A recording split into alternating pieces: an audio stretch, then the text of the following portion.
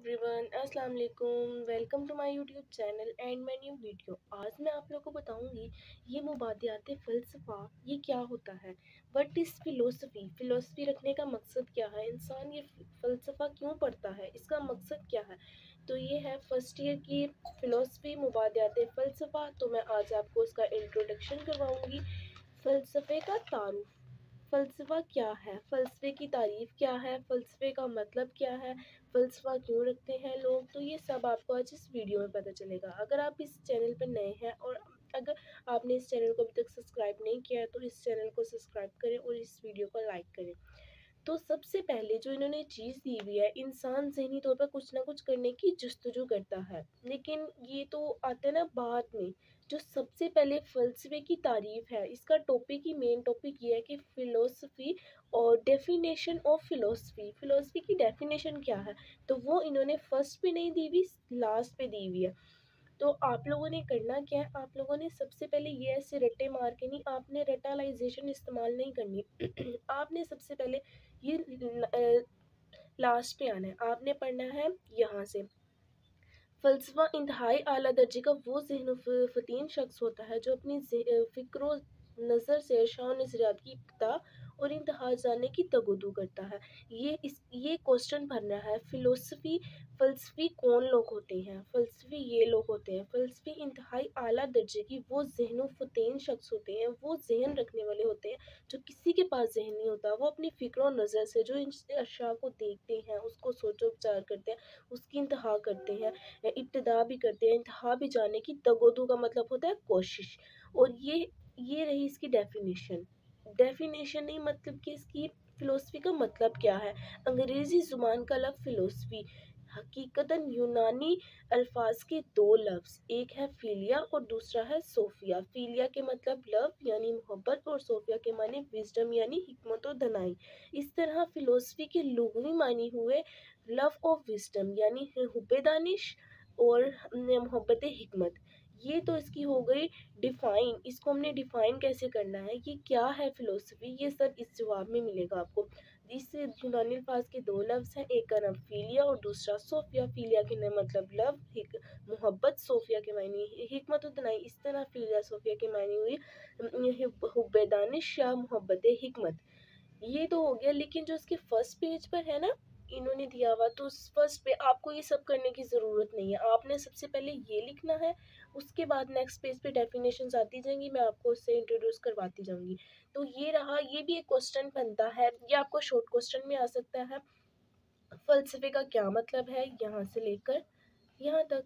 फ़लसफ़े का क्या मतलब है, फ़लसफ़ा क्या है, किस ज़ुबान का लफ्ज़ है। उसके बाद एक ये भी क्वेश्चन बनता है, आप इस अपने बुक पर ऐसे करके एक बॉक्स सा बना रहे हो और साइड पे क्वेश्चन लिख दें, क्यों लिख दें, इस तरह फिर आपको अंदाज़ा हो जाएगा। नहीं तो अगर आप नोट्स बनाना चाहते हैं वो देन बेटर, आप वो भी बना सकते हैं, बहुत अच्छी बात है। तो यूनानी फ़लसफ़ी अफ़लातून ने फ़लसफ़ा के बारे में क्या कहा था। यूनानी फ़लसफ़ी ने कहा था कि फ़लसफ़े की इब्तिदा हैरत व तअज्जुब और इससे पैदा होने वाली ज़हनी उलझनों को दूर करने से हुई है।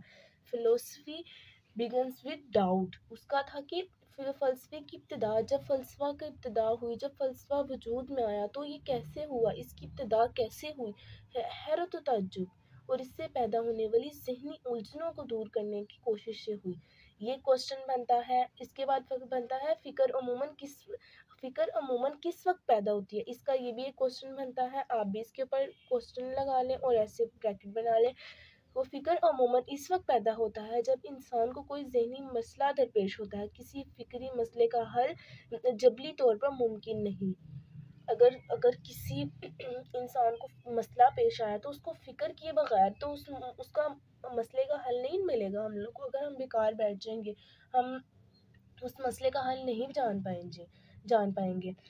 जब इंसान किसी मुश्किल मसले और इसके जवाबी फ़ाल के दरमियान मखसूस वक्फे से ज़हनी अमल से गुजरता है तो इस ज़हनी अमल को फ़िक्र कहते हैं। आपका एक और क्वेश्चन बन गया, ये बन गया आपका ज़हनी फ़िक्र किसे कहते हैं। ये भी आपका क्वेश्चन बन गया, इसके ऊपर भी क्यों लगा लें, ये भी आ गया।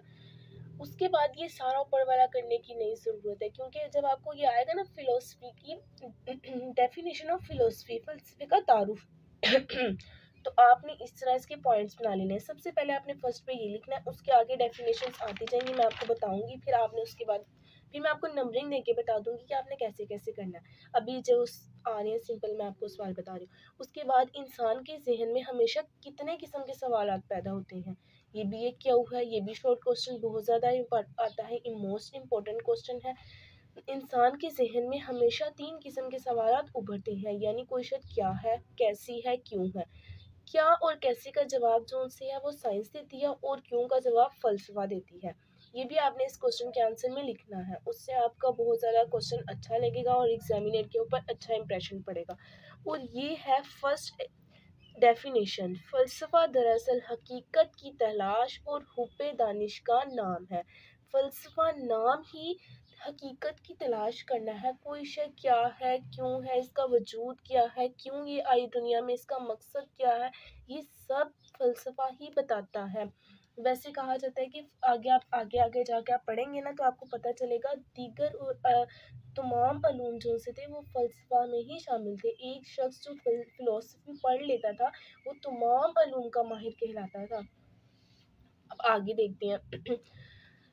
इसी फ़लसफ़ियाना मसाइल हल करने वाले को हकीम, दाना या फ़लसफ़ी कहा जाता है। ये भी आ गया, ये मैंने आपको भी डेफिनेशन बताई थी ना फ़लसफ़ी की, ये 2 डेफिनेशन हो गई। आप इसके ऊपर इस तरह नंबरिंग दे दें, फर्स्ट ये होगी, सेकंड ये हो गई। उसके बाद फिसागोरस ने सबसे पहले फ़लसफ़े का लफ्ज़ इस्तेमाल किया था। ये आपका एमसीक्यूज़ का क्वेश्चन आंसर है। फिसागोरस ने सबसे पहले कौन सा लफ्ज़ इस्तेमाल किया था, किसने सबसे पहले फ़िलॉसफ़ी का लफ्ज़ इस्तेमाल किया था, तो वो था फिसागोरस। उसके आगे ये देखिए, आगे जो मैंने आपको बताया था ना कि कैसे और क्या के जवाब, क्या और कैसे के जवाब साइंस देती है और क्यों का जवाब फ़लसफ़ा देती है, वो नीचे लिखा हुआ है। ठीक है, अब आपको इस पेज में से इसके अलावा मेरे अंदाजे से कुछ करने की ज़रूरत नहीं। हाँ, वैसे आ सकता है कि फ़लसफ़ियाना सोचो विचार किसे कहते हैं, तो ये भी एक क्वेश्चन बनता है। जिबिल्लत तजस्सुस की तस्कीन करती है, यही ज़हनी अमल इन मखसूस हालात और माहौल में इंसान को सोचने पर मजबूर कर देता है, जिसे हम फ़लसफ़ियाना सोचो विचार कहते हैं। फ़लसफ़ियाना सोचो विचार वाला क्वेश्चन आपको ना यहाँ से करना पड़ेगा पूरा, क्योंकि इसमें ना इन्होंने इसकी भी बात की हुई है, ऊपर 2 लाइन्स की भी बात की हुई है, तो आपको ये भी पूरी डिटेल देनी पड़ेगी। और मैं आपको ये फ़िलॉसफ़ी की डाउनलोड हुई हुई बुक पूरी डिस्क्रिप्शन में दे दूँगी। आपको अगर कोई प्रॉब्लम हो, अगर आपके पास बुक नहीं है, अगर आप पढ़ना चाहते हैं, अभी आपको बुक मिल नहीं रही, क्योंकि ये ऐसी बुक है जो यहाँ मुझे भी बहुत मुश्किल से मिली थी। मैंने बच्चों को पढ़ाना था तो उधर से मैंने ले ली बच्चों से। तो इसके आगे हम आ जाते हैं। उसके बाद है ये फ़लसफ़ी वो लोग होते हैं जो हर तरह की असली और अब्दी नज़रियात को समझने की अहलियत रखते हैं। ये आप लफ्ज़ काट दें। ये आ गई थर्ड डेफिनेशन। अगर आपको बोर्ड में एग्ज़ाम में कोई भी डेफिनेशन आ जाती है, आप तीनों में से कोई भी लिख सकते हैं। अगर आप ये तीनों लिख देंगे तो देन बेटर। ये देखिए, एक ये थी डेफिनेशन, ये फ़लसफ़ा की थी, फर्स्ट होगी, आगे आपको मैं बताती जाऊँगी। ये फ़लसफ़ी की आ गई, दूसरी ये हो गई और तीसरी ये होगी। उसके बाद आते हैं हम तारीख। फ़लसफ़ा को 3 बड़े अदवार में तक़सीम किया जाता है। दौर अव्वल फ़लसफ़ा के 3 अदवार है, यूनानी दौर, मुस्लिम दौर और जदीद दौर या पस-ए-जदीदियत। इसमें उन्होंने दौर अव्वल दिया हुआ है, लेकिन आपने लिखना है, आगे आगे आते जाएंगे। दौर अव्वल के थे हिंदी फ़लसफ़ा, चीनी, ईरानी, मिस्री, यूनानी फ़लसफ़ा शामिल थे। जिसमें मुस्लिम फ़लसफ़ा, ईसाई फ़लसफ़ा और अरानी फ़लसफ़ा। दौर सालिस में जदीद और पस-ए-जदीदियत शामिल थे। एक आपका तो ये बन गया जो पस-ए-जदीदियत, जदीद और पस-ए-जदीदियत, ये आ गया। एक मुस्लिम दौर और एक यूनानी दौर, ये 3 दौर थे, 3 अदवार थे। दौर अव्वल यूनानी फ़लसफ़ी, यूनानी दौर में थे थेलिस, इनके जो फ़लसफ़े शामिल थे इस दौर में, तो इस दौर में थे थेलिस, हेराक्लाइट्स, एम्पेडोक्लिस, पार्मेनिdes, फिसागोरस, प्रोटागोरस, सुकरात, अरस्तु, अफलातून, अरस्तु के नाम लिए जा सकते हैं। इन अजीम फ़लसफ़ियों ने मैदान फ़लसफ़ा में कमाल नज़रियात पेश किए जो अभी तक ताज़ा हैं। दौर सानी, दौर सानी का मतलब होता है दूसरा। दूसरा जो दौर था उसमें मुस्लिम फ़लसफ़ियों ने, जो मुसलमान फ़लसफ़ी थे उनमें था अल-किंदी, अल-फ़ाराबी, इब्न सीना, इब्न मस्कवा, इमाम ग़ज़ाली, इब्न माजा, इब्न तुफ़ैल, इब्न रश्द, इमाम अबू बकर राज़ी, इब्न खल्दून, इब्न अरबी आसमान फ़लसफ़ा में चमकते सितारे हैं। इन्होंने मुतअद्दिद फ़लसफ़ियाना और मज़हबी मसाइल को हल करने की कोशिश जारी रखी। अगर आप वो आपसे पूछ सकते हैं, एक ये भी क्वेश्चन है, ये भी क्वेश्चन है, मुस्लिम यूनानी दौर के फ़लसफ़ियों का नाम लिखें, तो ये हेराक्लाइट्स, एम्पेडोक्लेस, ये सारे आएंगे यहाँ तक। अगर आप यहाँ तक करना चाहते हैं तो बहुत अच्छी बात है, नहीं तो आप सिर्फ इनके 5-6 नेम भी लिख देंगे तो आपको नंबर मिल जाएंगे। उसके बाद आ जाती है मुस्लिम दौर। मुस्लिम दौर में भी ये सारे जो भी मैंने आपको नाम पढ़ के बताए ये सारे शामिल हैं। उसमें आप ये भी लिख सकते हैं, अगर आप इब्न खल्दून आसमान फ़लसफ़ा में चमकते सितारे, ये सारा आप लिख सकते हैं अगर आपकी मर्ज़ी है तो। उसके बाद आ जाती है दौर सालस। सालस का मतलब होता है तीसरा। उसके बाद आ जाती है जदीद दौर या पस जदीदियत के मारूफ फ़लसफ़ियों में डेकार्ट इस का बानी था, इस दौर का बानी था। Kant, Hegel, Nietzsche, Bergson, Russell, Whitehead, Wittgenstein, Derrida और चोम्स्की वगैरह मशहूर हैं। ये मशहूर थे। फ़लसफ़ियाना अफ़कार बाज़ औक़ात कौमों के नाम से भी जाने जाते हैं। बाज़ औक़ात अरसा दराज तक किसी कौम को कोई फ़लसफ़ा सामने नहीं आता, लेकिन ये बात वाज़िह है कि इंसान हमेशा हकीकत जानने की तगोदू मीन्स कोशिश करता है, जो यकीनन हमेशा जारी रहेगी। हर दौर में सच्चाई की तलाश और इसे हासिल करने की ख्वाहिश में मुसलसल जद्दोजहद करने का नाम फ़लसफ़ा है। ये हमारे पास एक और आगे डेफिनेशन फ़लसफ़ा की। एक पहले हमारे पास ये आई थी, फ़लसफ़ा दरअसल हकीकत की तलाश और हुब्बे दानिश का नाम है, ये आ गई। दूसरी ये हो गई हर ये। उसके बाद अफ़लातून ने क्या कहा था? अफ़लातून ने, यहाँ पे आया था ना यूनानी फ़लसफ़ी, अफ़लातून ने क्या कहा था फ़िलॉसफ़ी के बारे में, ये इसकी डेफिनेशन है। उसके साथ आप ये आता है ज़्यादातर ना MCQs में। मैंने आपको बताया था ना, फ़िलॉसफ़ी बिगिंस विद वंडर। अफ़लातून के मुताबिक फ़िलॉसफ़ी की इब्तिदा, फ़लसफ़े की इब्तिदा हैरत से हुई। हैरत, तअज्जुब और इससे पैदा होने वाली ज़हनी उलझनों को दूर करने से हुई। उसके बाद अगर आप इसमें ये वाला आंसर ये लिख देंगे, पुट कर देंगे इस वाले जवाब में, तो बहुत अच्छी बात है, आपको बहुत अच्छे नंबर मिल सकते हैं। उसके बाद आ जाते हैं शक व शुबे से क्या मुराद है। शक व शुबे से मुराद, ये भी एक क्वेश्चन बनता है, आप साथ साथ अपनी नोटबुक पे नोट करते जाएंगे, आपके लिए बहुत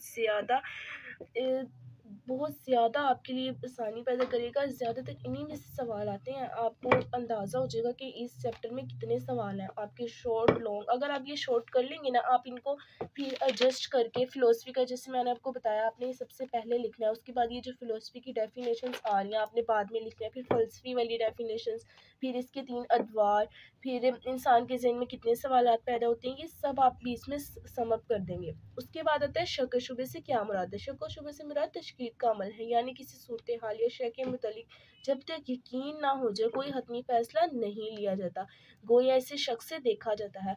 अगर इंसान के ज़हन, शक व शुबे से मुराद यही होता है कि जब इंसान को सही सूरत हाल के बारे में यकीन ही नहीं होता, तो हम कोई हतमी फैसला लेते हैं, नहीं ना लेते। कि हमें यकीन ही नहीं है इस चीज़ के बारे में, तो हम इसके बारे में हतमी फैसला क्यों लें। इससे मुराद है किसी क्या शय क्यों है, की हकीकत क्या है, किसी शय की हकीकत क्या है, हम ये जानने की कोशिश करते हैं, इसकी असलियत क्या है, क्या ये असल में वैसी है, क्या ये शय जैसी नज़र आती है हकीकत में भी वैसी है, जो नज़रिया या ताकुल इस्तेमाल किया गया है वो मुस्तनद है या नहीं, जो नज़रिया ताकुल जो हमें नज़र आ रहा है, या इन चीज़ों में जो जो चीज़ें इस्तेमाल हुई है वो सच है कि नहीं है। ये सब आप लिखेंगे तशकीक से, शक शुबे से क्या मुराद है। ये आएगा शक शुबे से मुराद तशकीक का अमल है। वैसे इतना सा भी MCQs में आ जाता होता है कि शक शुबे से क्या मुराद है, तो आपको ये MCQs का क्वेश्चन भी बन रहा है। उसके बाद आ जाता है फिलोसफी बिगिंस विद डाउट। ये किसने कहा था? फलसफे की इब्तिदा शक व शुबे से होती है। ये भी किसी यूनानी फलसफी ने कहा था, फिलहाल डेकार्ट ने कहा था। ये देखिए, जदीद फलसफा के बानी डेकार्ट का ख्याल था कि शक व शुबे अपने फलसफे की इताअत शक व शुबे भी अजियतनाक ज़हनी कैफियत से निजात हासिल करने की फितरी आरज़ू से हुई। ये बन जाता है फिलोसफी का क्वेश्चन, ये बहुत ज़्यादा आता है, इसके ऊपर क्यों लगा लें। और इसके बाद आपने लिखना है फिलोसफी बिगिंस विद डाउट। ये डेकार्ट ने कहा था, इसका नाम इंग्लिश में डेकार्ट लिखा हुआ है। जदीद फ़लसफ़ा के जदीद दौर में फ़िलोसफी का मफ़हूम मज़ीद तरक्की पा गया। फ़लसफ़ा के दो अहम अफ़ाल और काम हैं। फ़लसफ़ा के दो अहम अफ़ाल और काम क्या हैं, ये क्वेश्चन आ गया। पहला तरकीब और दूसरा तहलील। आपने पहला तरकीब जो सा है उसको आपने लिख लेना है, ऊपर पॉइंट्स दे देने हैं फर्स्ट और सेकंड के। फिर आपने लिखना है तरकीब, फिर तहलील, फिर आपने तरकीब की डेफिनेशन लिखनी है जो मैं आगे आपको अभी बता रही हूँ। तहलील, तहलील से के अमल से अशिया, नज़रियात या ताकुलात का तज्जिया किया जाता है। तज्जिया से असल हक़ाइक़ की हकीकत से शनासाई हासिल की जाती है। ये आगे आपके पास तहलील की डेफिनेशन। पहले मैंने ये पढ़ना था, सॉरी। तरकीब, फ़लसफ़ा बिखरी सोच के ताने बुने बुनता है। तरकीब का काम एक दायरे के अंदर आके फ़िक्री मगालते ख़त्म करके सोच की इकाइयाँ यकजा करनी है। सोच की इकाइयाँ यकजा करनी है मतलब कि इकट्ठा करना है। जो फ़लसफ़ा सबके ताने बाने बुनता है, सबकी सोच को अलग-अलग पढ़ता है, फिर उसके अंदर को फ़िक्री मगालतों को, जो उनकी फ़िक्री गलतियाँ होती हैं उनको दूर करता है, फिर उन सबको इकट्ठा कर देता है। ठीक है, ये आगे आपके पास तरकीब की डेफिनेशन, तरकीब और तहलील ये दोनों आगे। उसके बाद आ गया तज्जिया हो या तरकीब, ये दोनों खुसूसी हैसियत के हामिल अमाल हैं। कोई अमूमी ज़हनी तौर पर का शख्स ऐसा कमाल नहीं दिखा सकता, यूँ फ़लसफ़ा सिर्फ फ़लसफ़ियों के लिए होता है, आम लोगों के बस की बात नहीं। उसके बाद आ जाता है हकीम, दाना या फ़लसफ़ी। ये हकीम, दाना या फ़लसफ़ी, ये चौथी डेफिनेशन हमारे पास आ गई। आपको पहले मैं आपको दिखाती हूँ। सबसे पहली डेफिनेशन एक ये हो गई, दूसरी ये हो गई, फिर तीसरी ये हो गई, आपके आंखों के सामने है। अब ये चौथी मिल गई है हम लोग को डेफिनेशन। अगर आपको भूल जाती है, अगर इन तीनों में से भी आपको, वैसे ना ज़्यादातर एमसीक्यूज़ में आते होते हैं, ये एमसीक्यूज़ में तमाम तर अलूम की इब्तिदा फ़लसफ़ा ही से होती है, यहाँ से आपने लिखना है। ये उन्होंने डिटेल बनाया था, ये एमसीक्यूज़ में आ सकता है कि तमाम तर अलूम की इब्तिदा किससे होती है। साइंस से होती है, फ़लसफ़ा से होती है, माशियात से होती है, किस अलूम से होती है। वो आपको 4 दे सकते हैं पॉइंट्स। जो शख्स तबियात, कीमिया, तिब, हिंसा, मौसीकी, नफ्सियात, माशियात, फ़ल्किया, माबादुल तबियात, गर्ज ये कि तमाम अलूम पर दस्तरक रखता हो, तमाम अलूम को जानता हो, इसे हकीम, दाना या फ़लसफ़ी कहा जाता है। फ़लसफ़ा ही से तमाम अलूम निकलते हैं, ये किसने कहा था? कांट ने इसलिए फ़लसफ़े को उम्मुल अलूम यानी फ़लसफ़ा तमाम अलूम की माँ है, आगे लिखा भी हुआ है। उसके बाद आ जाता है, एक ये भी क्वेश्चन बन गया कि कांट ने फ़लसफ़े के बारे में क्या कहा था, आप इसको भी क्यों बना लें। उसके बाद टी स्टेस ने फ़लसफ़ा के बारे में क्या कहा था। फ़लसफ़ा के इसके ख्याल में के मुताबिक दीगर साइंसी इल्म जहाँ आकर ख़त्म होते हैं, फ़लसफ़ा उससे आगे अपनी तहकीक का आगाज़ करता है। इससे मुराद है कि पहले नज़रिया पैदा होता है, फिर उस नज़रिए पर साइंसदान अमल करते हैं। मीन्स के सबसे पहले सोच पैदा होती है, फिर उस सोच पर अमल करते हैं साइंसदान, और फ़लसफ़ा ही साइंस को अपनी सोच मुहैया करता है। अगर फ़लसफ़ा साइंस को सोच मुहैया नहीं करेगा तो ये कैसे अमाल जो तहकीकात हैं वो कर पाएंगे। ठीक है, इसी तरह हार्बर्ट स्पेंसर का ख्याल है कि साइंस जुज़ी तौर पर मुनज़्ज़म है, जबकि फ़लसफ़ा कुली तौर पर मुनज़्ज़म है। मीन्स के साइंस के जूज़ हैं छोटे छोटे, साइंस की जो केमिस्ट्री है, फिज़िक्स है, बायोलॉजी है, ये तीनों एक ही सब्जेक्ट है, ये साइंस में ही आते हैं, लेकिन उन्होंने उनके जूज़ बना दिए, अलग-अलग से उनको कर दिया है, एलिमेंट्स बना दिए उनके जूज़। जबकि फ़लसफ़ा कुली तौर पर मुनज़्ज़म है, मुनज़्ज़म का मतलब एक, ये फ़लसफ़ा कुली तौर पर, फ़लसफ़ा तमाम अलूम को लेके चलता है, फ़लसफ़ा तमाम अलूम को लेके चलता, इसलिए कहा जाता है कि फ़लसफ़ा तमाम अलूम की माँ है, कांट ने कहा था। उसके बाद आता है ये आ गई फ़लसफ़ा की चौथी डेफिनेशंस। फ़लसफ़ा हकीकत की तह तक पहुँचने का तरीका है। सोचो विचार और फ़िक्री काबिज से सिर्फ फ़लसफ़ा ही बताता है कि वजूद की असल माहियत अपनी फ़ितरत में क्या है। ये भी आगे फ़िलोसफ़ी की डेफिनेशन। तो आज का आपको ये टॉपिक मैंने दिया है, आप इसमें से बहुत ज़्यादा डिटेल याद करने की ज़रूरत नहीं है। आप सिर्फ इसमें से शॉर्ट क्वेश्चन बनाएं, उनको याद करें, आपके शॉर्ट क्वेश्चन एमसीक्यूज़ और लॉन्ग अटैम्प्ट हो जाएगा। आपने सबसे पहले लिखना है ये आपने सबसे पहले इसकी इंट्रोडक्शन जो होता है ना वो नहायत ज़रूरी होता है। यहाँ पे उन्होंने ऊपर दिया है, उन्होंने दे दिया लेकिन आप लोगों ने ऐसा नहीं करना। आप लोगों ने इसको सबसे पहले इसको रीड करना है, इसको याद करना है, उसके बाद इसकी डेफिनेशंस। अगर आप सारी डेफिनेशन नहीं लॉन्ग में नहीं भी लिखेंगे तो कोई बात नहीं, आप सिर्फ एक दो भी लिख दें तो ठीक है। उसके बाद आप लिखेंगे फिलोसफी की डेफिनेशन लिख देंगे, उसके बाद फ़लसफ़े किसे कहते हैं, उसके बाद आप लिखेंगे इंसान के ज़हन में कौन से सवालात पैदा होते हैं और फ़िक्र किस वक़्त पैदा होती है। यूनानी फ़लसफ़े ने क्या कहा था इसके बारे में, फ़लसफ़ा के बारे में, और उसने अफ़लातून ने क्या कहा था, यहाँ पे अफ़लातून ने, यूनानी फ़लसफ़ी अफ़लातून ने क्या कहा था, जदीद दौर के बानी डेकार्ट ने क्या कहा था, और इसके कितने द्वार हैं, यूनानी दौर, कदीम यूनानी दौर, मुस्लिम दौर और जदीद दौर या पस जदीद, या 3 दौर थे। इनके बानी का नाम, इनके जिनमें फ़लसफ़ी शामिल थे वो उनका नाम, और ये फ़िलोसफ़ी की डेफिनेशन है। फ़लसफ़ा के 2 अफ़आल और काम, आप पॉइंट्स दे दे के ना इसको कंप्लीट कर सकते हैं। उसके बाद हर्बर्ट स्पेंसर ने क्या कहा था, डब्ल्यू टी स्टेल्स ने क्या कहा था, कांट ने क्या कहा था। उसके बाद ये फ़िलोसफ़ी की उस फ़लसफ़े की डेफिनेशन आ गई, उसके बाद ये फ़िलोसफ़ी। अगर ये मैंने आपको टॉपिक बहुत डिटेल से समझाया है। ये देखिए ना, अभी इसमें काफ़ी 8 चैप्टर्स हैं। ये जो इधर तक चैप्टर है ना, यहाँ तक माबादुल तबियात तक, यहाँ तक बस थोड़े से टफ है, बाद में आगे बहुत इजी है, बाकी सारी इस्लामियत वगैरह में आ जाती हैं। तो ये था आज का मेरा टॉपिक। आपको अगर मेरा लेसन, मुझे उम्मीद है कि आपको ये लेसन बहुत ज़्यादा अच्छे से समझ आ गई होगी। मैंने अब बहुत कोशिश से आपको समझाया है। अगर मेरी आपको ये वीडियो पसंद आई है तो इस चैनल को सब्सक्राइब करें और इस वीडियो को लाइक करें। अल्लाह हाफिज़।